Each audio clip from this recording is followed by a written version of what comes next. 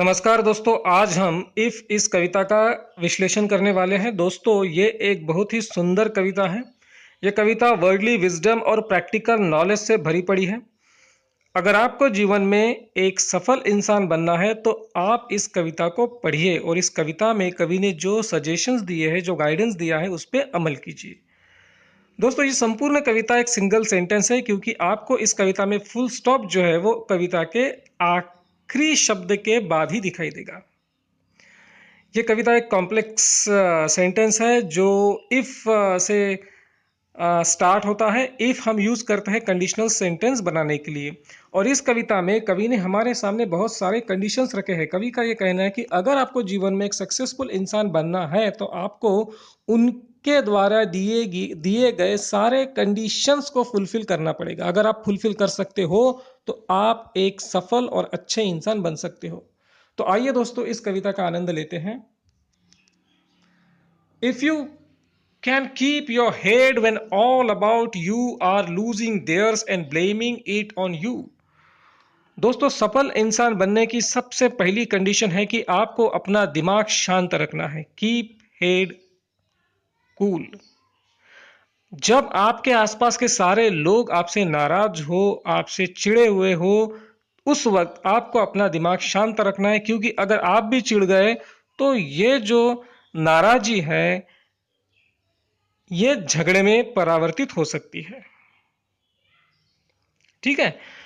तो कभी कभी क्या होता है कि लोग अपनी गलतियों के लिए हमें जिम्मेदार जिम्मेदार ठहराते हैं और हमसे झगड़ पड़ते हैं, लड़ पड़ते हैं, लेकिन हमें शांत होकर ऐसी समस्याओं का सामना करना चाहिए। If you can trust yourself when all men doubt you but make allowance for their doubting too. तो दोस्तों, कभी कभी क्या होता है, देखिए, हमारे किसी निर्णय पे, किसी एक्शन पे हमारे जो फ्रेंड है, वेल विशर है, उन्हें कोई ऑब्जेक्शन होता है, वो डाउट क्रिएट करते हैं। अगर हम उनके डाउट को मान ले तो हम भी अपने बारे में डाउटफुल हो जाएंगे, और ये हमारे लिए घातक है, क्योंकि हो सकता है कि बाद में कुछ करने की हिम्मत हमें आए ना, हम अपने बारे में टोटली डाउटफुल हो जाए, हम डीमोरलाइज हो जाए, हम डिस्करेज हो जाए। तो हर किसी के डाउट को इंपॉर्टेंस देना जरूरी नहीं है। You have to be confident, you have to trust in yourself. लेकिन दोस्तों, यहाँ पे जो पोएट है उसने हमें ये बताया है कि हमें जो हमारे वेल विशर है, फ्रेंड्स है, उनके डाउट्स को भी थोड़ा सा सम्मान देना चाहिए। हम उनके डाउट्स को ओवरलुक नहीं कर सकते। हमें ये देखना चाहिए कि उन्होंने हम पे डाउट क्यों किया, उनके डाउट्स का आधार क्या है, उन्हें ऐसा क्यों लगता है। We have to go to the root cause of their doubts. इससे क्या होगा कि हमारे में अगर कुछ कमतरता है, कुछ कमियां हैं, तो हम उस कमियों को दूर कर सकते हैं। If you can wait and not be tired by waiting. अगर आप प्रतीक्षा कर सकते हो और प्रतीक्षा आपको थका नहीं सकती, तो आप एक परफेक्ट इंसान हो। तो दुनिया में देखिए, लोग दोस्तों आज शॉर्टकट के पीछे भाग रहे हैं। कम समय में लोगों उनको सक्सेसफुल होना है, और बहुत लोग कॉम्प्रोमाइज कर रहे हैं। लोग इमोरल यानी गलत चीज़ें कर रहे हैं। लेकिन अगर आप अच्छे इंसान हो तो आप प्रतीक्षा करोगे, क्योंकि जो कुछ भी आपको मिलना है वो उसी समय मिलेगा जिस समय आपको मिलना है। समय से पहले आपको कुछ भी मिलने वाला नहीं है। आप में सिर्फ ये धैर्य होना चाहिए, पेशेंस होना चाहिए कि आप रुके और अपनी बारी का इंतजार करें। और being lied about, don't deal in lies. जब आपके बारे में झूठ बोला जाएगा तो आपको उन लोगों को जो आंसर देना है वो कैसे देना है, झूठ बोल के नहीं, झूठ बोल के नहीं दोस्तों। You don't have to deal in lies. आपको झूठ बोलना ही नहीं है। झूठ बोल के आप अपनी इमेज को डाउन कर रहे हो, क्योंकि झूठ तो कभी ना कभी पकड़ा जाएगा। और जब आपके बारे में भी झूठ पकड़ा जाएगा, जैसे आप दूसरों के बारे में पकड़ते हो, तो आपकी इमेज कम हो जाएगी, लोगों का आपके ऊपर से भरोसा उठ जाएगा। तो जो लोग आपके बारे में झूठ बोलते हैं, आप ऐसे लोगों को नेग्लेक्ट करो, ओवरलुक करो। और being hated, don't give way to hating. अगर कुछ लोग आपको हेट कर रहे हैं, द्वेष कर रहे हैं, तो ऐसे लोगों को भी आंसर आपको ओवरलुक करके ही देना है, नेग्लेक्ट करके ही देना है। आपको हेटिंग नहीं करनी है। कोई आपको हेट करता है इसलिए आप उसको हेट करोगे, ऐसा नहीं है। क्योंकि इससे क्या होगा देखिए, आप अपना समय बर्बाद करोगे उसको हेट करने में। आपके अंदर की जो पॉजिटिव एनर्जी है वो लगेगी नेगेटिव कामों के लिए, तो वो वेस्ट हो जाएगी। तो you will not be able to reach to your target as soon as possible. And yet don't look too good nor talk too wise. तो दोस्तों, आप जब बाहर निकलते हो और अपने फ्रेंड्स सर्कल में बातें करते हो तो आप खुद को बहुत अच्छा प्रेजेंट करने का प्रयत्न करते हो, लेकिन हमेशा ये ठीक नहीं है दोस्तों। We don't need to make show off our goodness. We don't need to make show off our goodness and the way of communication.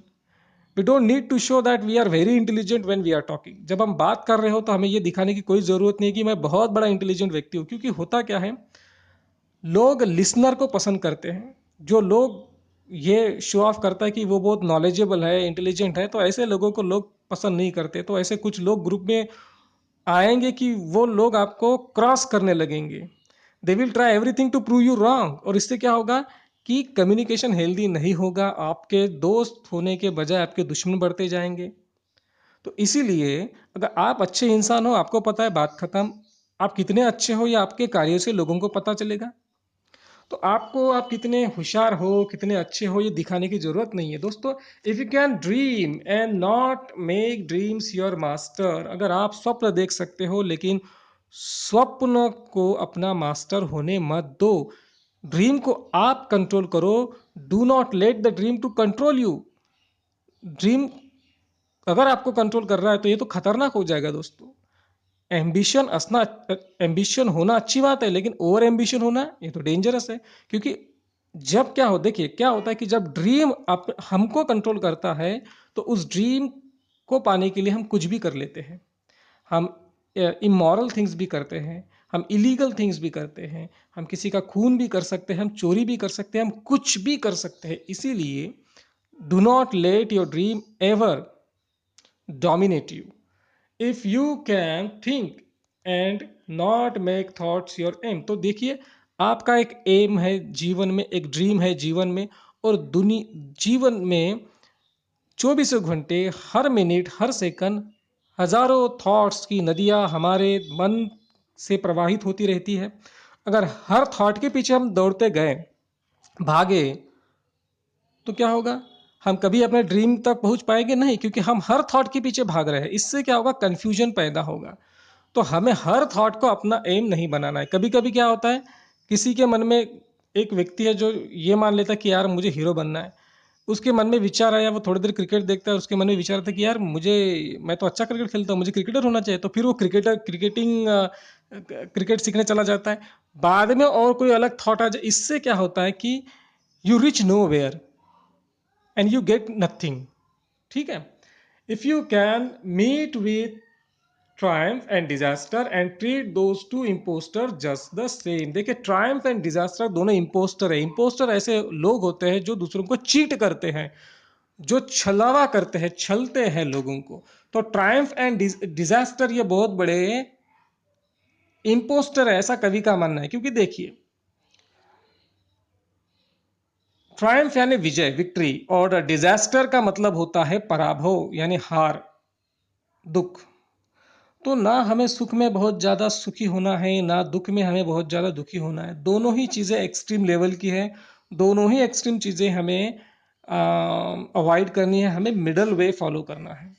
हमें श्री राम की तरह होना है, हमें गौतम बुद्ध की तरह होना है कि बहुत जीवन में बहुत ज़्यादा सुख आए तो वो सुख भी हमें प्रभावित ना कर सके। वह सुख हमें हमारे लक्ष्य से विचलित ना कर सके, ना ही दुख हमें हमारे लक्ष्य से हमें विचलित कर सके।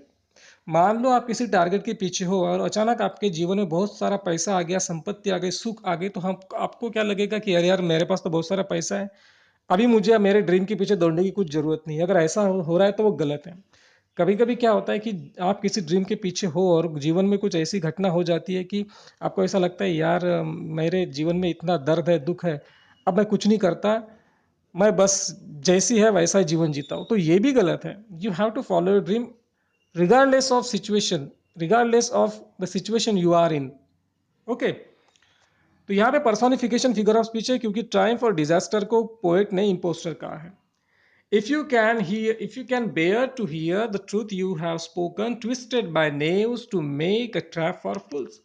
अगर आप में यह हिम्मत है कि आप ये सुन सके कि आपने जो सच बोला उस सच को लोग तोड़ मरोड़ कर डिस्टॉर्ट करके अलग अलग कॉन्टेक्स्ट में पेश कर रहे हैं अपने फायदे के लिए, अगर आप में हिम्मत है तो आप परफेक्ट इंसान हो, क्योंकि ऐसा होने वाला है आपके साथ.